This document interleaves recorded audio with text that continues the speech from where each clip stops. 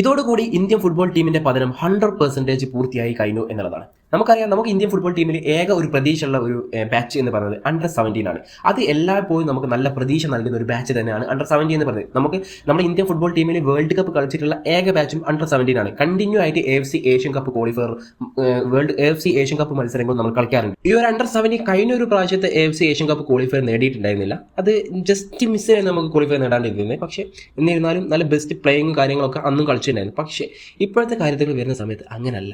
Indian football team almost പതനത്തിലേക്ക് തന്നെയാണ് പോകുന്നത് എന്നുള്ളത് ചൂണ്ടിക്കാണിക്കുകയാണ് ഈ ഒരു under 17 AFC Asian cup qualifier മത്സരം. നമുക്കറിയാം, നമ്മുടെ ഈ ഗ്രൂപ്പിലുള്ളത് ശക്തരായിട്ടുള്ള ഇറാൻ, ലെബനാൻ, ഇന്ത്യ, ഫലസ്തീൻ, ചൈനീസ് തായ്പേ, ഈ ഒരു ടീമാണ് നമ്മുടെ ഗ്രൂപ്പിലുള്ളത്. അതിൽ ഫലസ്തീനെതിരെ ഫസ്റ്റ് മത്സരം നടന്നിട്ടുണ്ടായിരുന്നു 1-1 എന്ന ഡ്രോ. അത് ഫലസ്തീനെതിരെ 1-1 എന്ന ഡ്രോ ആണ് നമ്മൾ നേടിയിട്ടുള്ളത്. അതൊരു പ്രയാസം തന്നെയാണ് കാണുന്നത്. പിന്നെ ചൈനീസ് തായ്പേക്കെതിരെ 3-1 എന്ന സ്കോർ നമ്മൾ വിജയിച്ചിട്ടുണ്ടായിരുന്നു. പക്ഷേ ലെബനാന്റെ കാര്യത്തിലേക്ക് വരുന്ന സമയത്ത് 0-2-0 എന്ന് പറഞ്ഞ സ്കോർ നമ്മൾ പരാജയപ്പെടുകയും ചെയ്തിട്ടുണ്ടായിരുന്നു.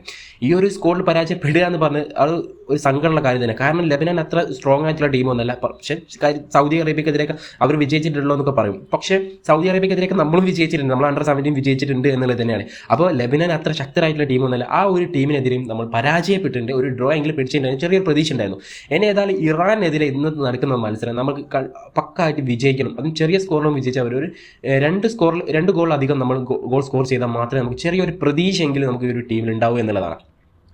ഇതിനൊക്കെ കാരണം, ഇത്രയും ഇന്ത്യൻ ഫുട്ബോൾ ടീം പതരുന്നതിന് കാരണം നമ്മുടെ AFFും അതുപോലെ തന്നെ മറ്റു ഭാരവാഹികളാണ്. അവരോട് ഒരുപാട് നന്ദിയുണ്ട് എനിക്ക്. തന്നെ ഒരു ജൂനിയർ ലെവലിലുള്ള മത്സരങ്ങൾ, അത് അണ്ടർ 50, അണ്ടർ 70, അണ്ടർ 10 ഒരു കാറ്റഗറിയുള്ള ടൂർണമെൻറ്റും കാര്യങ്ങളൊന്നും കൃത്യമായിട്ട് ഇവിടെ നടക്കുന്നില്ല. ആ ഒരു ടൈമിലൊക്കെ 30 to 50 മാച്ചസ് അപ് ടു ഇയറിൽ കിട്ടിക്കഴിഞ്ഞാൽ മാത്രമേ ഒരു നല്ല പ്ലേയേഴ്സിനെ നമുക്ക് ഇന്ത്യയിലും വളർത്തിയെടുക്കാൻ കഴിയൂ എന്നതാണ്. ഈ ഒരു കാര്യത്തിൽ ഇന്ത്യൻ ഫുട്ബോൾ ടീം ഇതുവരെ ശ്രമിച്ചിട്ടില്ല, ഇപ്പോൾ ശ്രമിക്കുന്നുമില്ല. നമ്മൾ വിഷൻ 2014 എന്നൊക്കെ എഴുതി വെച്ചിട്ട് എന്തൊക്കെയോ പ്രഹസനം കാണിക്കുന്നുണ്ട്, അല്ലാതെ ഇതിന് വേണ്ടിയിട്ട് ആരും മനക്കിടുന്നില്ല എന്നുള്ളത് തന്നെയാണ് ഇതിൻ്റെയൊക്കെ റിസൾട്ട് കിട്ടുന്നത്.